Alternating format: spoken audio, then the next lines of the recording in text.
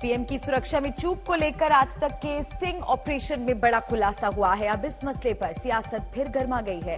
BJP ने पंजाब सरकार की जमकर खिंचाई की है और सीएम चन्नी का इस्तीफा मांगा है। सड़क ते ना पहला प्रोग्राम ही सीगा सड़क ते आउण दा। अच्छा हाँ जिहड़ा एडवांस ही दस्सिया होया सीगा तां प्लानिंग सी जिहड़ा बलदेव सिंह जीरे वाला उन्हां दी प्लानिंग सीगा भी उत्थे दाणा मंडी फिरोजशाह इकट्ठे होना। ਜਦੋਂ ਉੱਥੇ ਇਕੱਠੇ ਹੋ ਗਏ ਐਸਐਸਪੀ ਨੂੰ ਦੱਸ ਦਿੱਤਾ। ਜਦੋਂ ਉੱਥੇ ਚੱਲ ਪਏ ਐਸਐਸਪੀ ਨੂੰ ਦੱਸ ਦਿੱਤਾ। ਜਦੋਂ ਫਿਰੋਜ਼ਸ਼ਾਹ ਦਾ ਜਿਹੜਾ ਸੜਕ ਤੇ ਨਾਕਾ ਲੱਗਾ ਸੀਗਾ। जेपी नड्डा ने कहा है कि पंजाब में जिस तरह से एक सुनियोजित षड्यंत्र के तहत प्रधानमंत्री की सुरक्षा के साथ खिलवाड़ किया गया, उसमें कांग्रेस की पंजाब सरकार की भूमिका का सच आज पूरे देश ने देख लिया है। पंजाब के मुख्यमंत्री चन्नी और कांग्रेस के नेताओं ने इतने संवेदनशील मामले का मजाक बनाया। उन्हें देश से माफी मांगनी चाहिए। हालांकि पंजाब की सरकार और इसके मंत्री अब भी यही राग अलाव रहे हैं कि पीएम की सुरक्षा के साथ कोई खिलवाड़ नहीं किया गया था। उनका कहना है कि बात का बतंगड़ बनाया जा रहा है।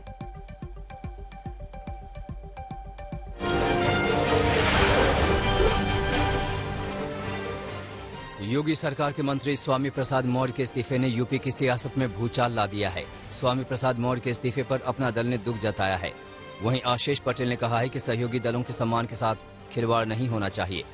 इस बीच खबरें हैं कि आला कमान ने पार्टी में नाराजगी दूर करने का निर्देश दिया है, जिसकी जिम्मेदारी सुनील बंसल और स्वतंत्र देव को सौंपी गई है।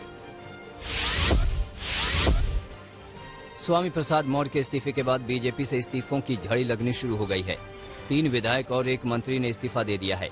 वहीं खबर है कि कुछ और विधायक भी पार्टी का साथ छोड़ सकते हैं। बांदा से बीजेपी विधायक ब्रजेश प्रजापति ने इस्तीफा दिया है।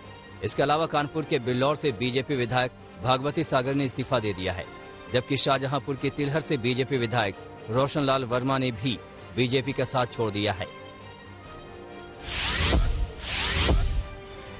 स्वामी प्रसाद मौर्य के अगली पार्टी ज्वाइन करने पर सस्पेंस बना हुआ है। स्वामी प्रसाद मौर्य के इस्तीफे के बाद अखिलेश यादव ने ट्वीट कर स्वामी के साथ तस्वीरों को साझा किया है। वहीं स्वामी का पार्टी में स्वागत किया है। हालांकि एसपी ज्वाइन करने के सवाल पर स्वामी ने गोलमोल जवाब दिया। स्वामी प्रसाद मौर्य का कहना है कि वो 1-2 दिन में इस पर फैसला लेंगे। कल दिल्ली में यूपी बीजेपी के नेताओं के साथ आला कमान की बैठक हुई, जिसमें उम्मीदवारों को लेकर मंथन किया गया। सूत्रों की माने तो करीब 45 से ज्यादा मौजूदा उम्मीदवारों का टिकट कट सकता है। पार्टी आला नेताओं का मानना है कि योगी सरकार के खिलाफ जनता में नाराजगी नहीं है, नाराजगी लोकल विधायकों से है। बीजेपी की पहली उम्मीदवारों की लिस्ट 15 से 16 जनवरी को आ सकती है। लखनऊ में हुई चुनाव समिति की बैठक में 58 सीटों के दावेदारों के नाम तय हो चुके थे। कई सीटों पर 2-2 नाम भेजे गए हैं। यही लिस्ट लेकर प्रदेश के संगठन महामंत्री सुनील बंसल दिल्ली आए हैं। एनसीपी ने यूपी चुनाव के लिए कमर कस ली है। यूपी में एनसीपी समाजवादी पार्टी के साथ मिलकर चुनाव लड़ेगी। इस बीच यूपी की सियासत को लेकर शरद पवार ने बड़ा दावा किया है। शरद पवार ने कहा कि जल्द ही समाजवादी पार्टी में बीजेपी के 13 विधायक शामिल होंगे। वहीं कांग्रेस नेता इमरान मसूद ने कांग्रेस का साथ छोड़कर समाजवादी पार्टी का दामन थामा है।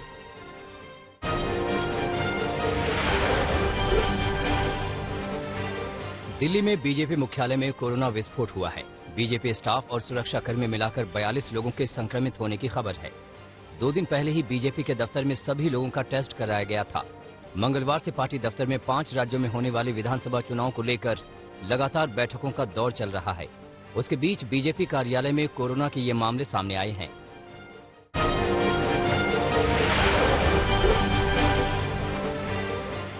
दिल्ली में कोरोना के 21,259 नए केस सामने आए हैं। 24 घंटे में कोरोना से 23 लोगों की मौत हो गई है, जो तीसरी लहर के दौरान किसी एक राज्य में एक दिन में सबसे ज्यादा मौतें हैं। दिल्ली में सोमवार को भी 17 लोगों की मौत हुई थी।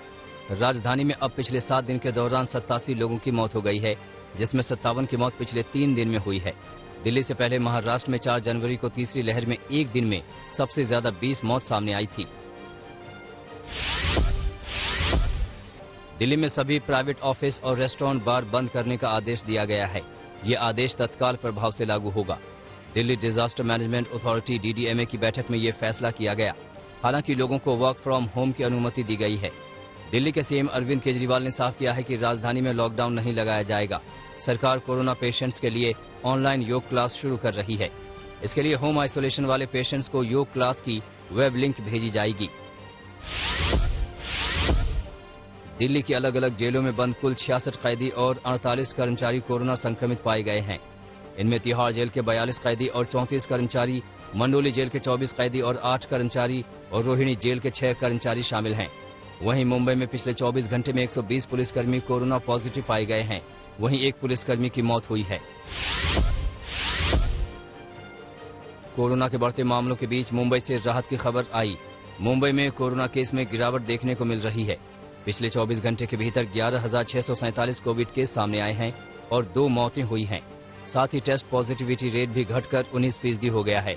इससे पहले ये 23% थी। सोमवार को मुंबई में कोरोना संक्रमितों का आंकड़ा 13,648 पहुंच गया था। यूपी में कोरोना का ग्राफ अब डराने लगा है।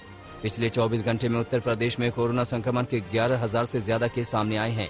इसके अलावा पश्चिम बंगाल में 21,098 नए केस सामने आए हैं, जबकि 19 लोगों की मौत हुई है। सबसे बुरा हाल कोलकाता का है, जहां 6,565 नए केस सामने आए हैं। पश्चिम बंगाल में पॉजिटिविटी रेट 32% से ज्यादा है। कर्नाटक में 14,000 से ज्यादा नए केस सामने आए हैं, जबकि बेंगलुरु में आंकड़ा 10,000 के पार पहुंच गया है। राज्य में पॉजिटिविटी रेट 10% से ज्यादा है। वहीं गुजरात में पिछले 24 घंटे में 7,476 मामले दर्ज हुए। वहीं 3 मौतें दर्ज हुई। बिहार में नए मरीजों का आंकड़ा 6,000 के करीब पहुंच गया है। दिग्गजों तक भी कोरोना ने दस्तक देनी शुरू कर दी है। रक्षा मंत्री राजनाथ सिंह कोरोना पॉजिटिव हो गए हैं। वहीं बीजेपी अध्यक्ष जेपी नड्डा भी कोरोना संक्रमण की चपेट में आ गए हैं।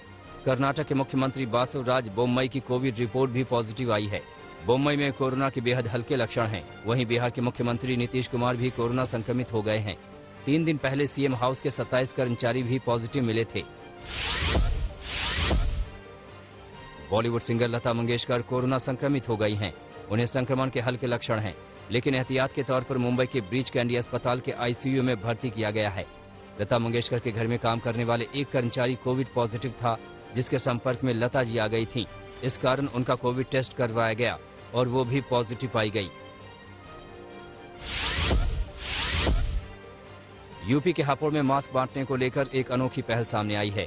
ये पहल हापुड़ सदर के एसडीएम ने किया है। हापुड़ सदर के एसडीएम के मुताबिक जो अपराधी धारा 151 के तहत जमानत पर बाहर जाएंगे, उन्हें 50 से 100 लोगों को मास्क बांटने होंगे। कोरोना के बढ़ते मामले के बीच हापुड़ सदर के एसडीएम के इस पहल की जमकर सराहना हो रही है। एसडीएम ने कोविड के खतरे को देखते हुए लोगों को जागरूक भी करने को कहा है।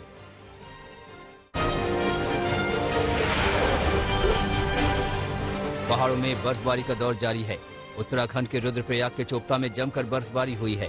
चोपता में चारों ओर सिर्फ बर्फ ही बर्फ है। चोपता बद्रीनाथ हाईवे भी पूरी तरह बर्फ से ढक चुका है। 4 दिनों से हाईवे पर वाहनों की आवाजाही ठप है। चोपता पहाड़ियां, होटल, लॉज, पेड़ पौधे, सड़कें सब बर्फ से ढक चुकी हैं। चोपता में 3 दिन के भीतर लगभग 5 फीट तक बर्फ गिरी है। बागेश्वर में कई इलाकों में करीब आधे से 1 फीट तक बर्फबारी हुई है, जिसने आम जनजीवन पूरी तरह से अस्त व्यस्त कर दिया है। सड़कों पर बर्फ की मोटी चादर जम गई है। वहीं कई इलाकों में यातायात ठप हो गया है। पिथौरागढ़ के धारचूला में बीते दिन हुई भारी बर्फबारी में फंसे लोगों को एसडीआरएफ ने सफल रेस्क्यू किया। कालिका गांव के 16 लोग पूजा करने सिद्ध बलि मंदिर गए थे। उस दौरान वहां पर भारी बर्फबारी में फंस गए थे। रेस्क्यू कर 8 महिला और 8 पुरुषों को उनके गांव भेजा गया।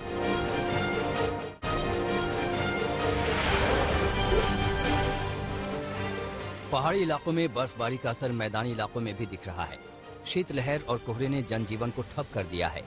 उधम सिंह नगर में गिरते तापमान से लोग बेहाल हैं। ऐसे में लोग ठंड को दूर करने के लिए सिर्फ आग का सहारा ले रहे हैं। जिला के लोग जगह जगह अलाव का सहारा ले रहे हैं। जम्मू कश्मीर के डोडा में बर्फबारी का दौर जारी है और इन सब के बीच स्वास्थ्य कर्मियों ने मिसाल पेश की है। कोरोना के खिलाफ लड़ाई में जुटे हेल्थ वर्कर्स ने बर्फीली वादियों में विपरीत हालात में जाकर भी वैक्सीनेशन की मुहिम को चलाया है। ये सभी स्वास्थ्य कर्मी 15 से 18 साल के युवाओं के वैक्सीनेशन में जुटे हैं। हिमाचल प्रदेश के चंबा में 3 से 4 फीट की बर्फबारी ने लोगों की मुश्किलें बढ़ा दी हैं। बर्फबारी के बाद चंबा के पांगी में ग्लेशियर गिरने की तस्वीर भी सामने आई थी। ऊपरी इलाकों में इस बार जबरदस्त बर्फबारी हुई है। भरमौर और होलिया क्षेत्र में बर्फ की मोटी सफेद चादर नजर आ रही है। बर्फबारी के बाद ज्यादातर सड़कें बंद हैं, बिजली की आपूर्ति ठप है।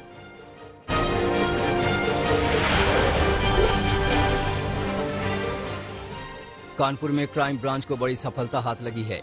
पुलिस ने सरकारी नौकरी के नाम पर फर्जी प्रपत्र तैयार कर ठगी करने वाले गिरोह का भंडाफोड़ किया है और गैंग के 6 शातिरों को गिरफ्तार कर जेल भेज दिया है। पुलिस के मुताबिक आरोपी सीबीआई, रेलवे और अन्य सरकारी विभागों में नौकरी दिलाने का झांसा देकर ठगी करते थे। आरोपियों के पास से पुलिस ने अलग अलग विभाग के जाली दस्तावेज, मुहर और बाकी के सामान बरामद किए हैं। क्राइम ब्रांच आगे की जांच कर रही है। इस गैंग में और कितने लोग शामिल हैं और अब तक इन लोगों ने किन किन लोगों को चूना लगाया है। राजस्थान के बाड़मेर में एक नाबालिग छात्रा ने 2 प्रोफेसर समेत 3 लोगों पर छेड़छाड़ का आरोप लगाया है।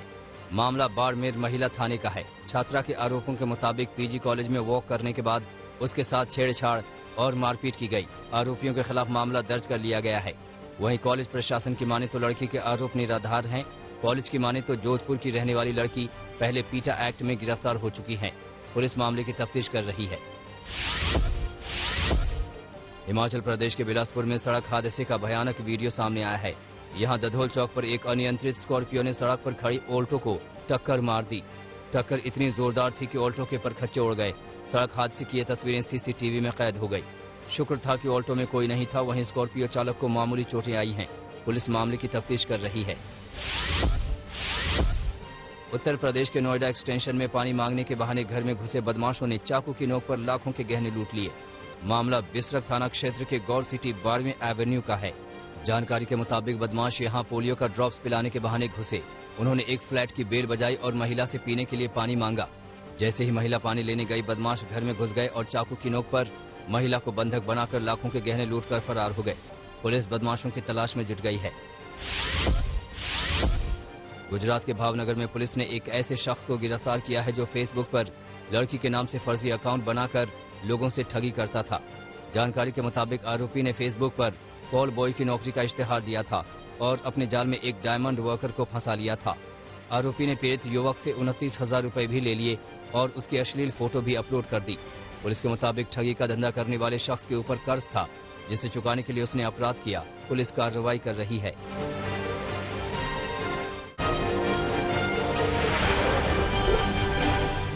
भारत और साउथ अफ्रीका के बीच खेले जा रहे केप टाउन टेस्ट का आज दूसरा दिन है, जहां टीम इंडिया दक्षिण अफ्रीका टीम को जल्द आउट करने के इरादे से मैदान पर उतरेगी। पहली पारी में भारत ने 223 रन बनाए थे। इसके बाद दक्षिण अफ्रीका ने भी अपना पहला विकेट 17 रन के स्कोर पर गंवा दिया। अभी दक्षिण अफ्रीका भारत से 206 रन पीछे है। इससे पहले पहली पारी में अफ्रीकी गेंदबाजों के आगे भारतीय बल्लेबाजों ने सरेंडर कर दिया। टीम इंडिया की पहली पारी 223 रन पर सिमट गई। विराट कोहली लंबे वक्त के बाद शतक की ओर बढ़ रहे थे, लेकिन दूसरी ओर से उन्हें कोई साथ नहीं मिला और 9वें विकेट के तौर पर कोहली 79 के स्कोर पर आउट हुए। विराट ने 5 पारियों के बाद टेस्ट क्रिकेट में अर्धशतक जमाया है। इस पारी में 14 रन बनाने के साथ ही विराट कोहली साउथ अफ्रीका की धरती पर सबसे ज्यादा टेस्ट रन बनाने वाले दूसरे भारतीय खिलाड़ी बन गए। उन्होंने हेड कोच राहुल द्रविड़ के 624 रन के रिकॉर्ड को पीछे छोड़ा। इस लिस्ट में पहले पायदान पर सचिन तेंदुलकर हैं, जिन्होंने 1161 रन बनाए हैं। विराट के अलावा चेतेश्वर पुजारा ने 43 और ऋषभ पंत ने 27 रन बनाए। Opener KL Rahul 12, Mayank Agarwal 15, Ajinkya Rahane 9 run ही बना सके। दक्षिण अफ्रीका की ओर से कागिसो रबाडा ने 4 विकेट लिए। मार्को जेनसन को 3 विकेट मिले। डैन ओलिवियर, केशव महाराज और लुंगी एनगिरी ने 1-1 विकेट लिया। केप टाउन टेस्ट के लिए टीम में 2 बदलाव किए गए थे। हनुमा विहारी की जगह कैप्टन विराट कोहली वापस आए हैं और मोहम्मद सिराज की जगह उमेश यादव को मौका मिला है।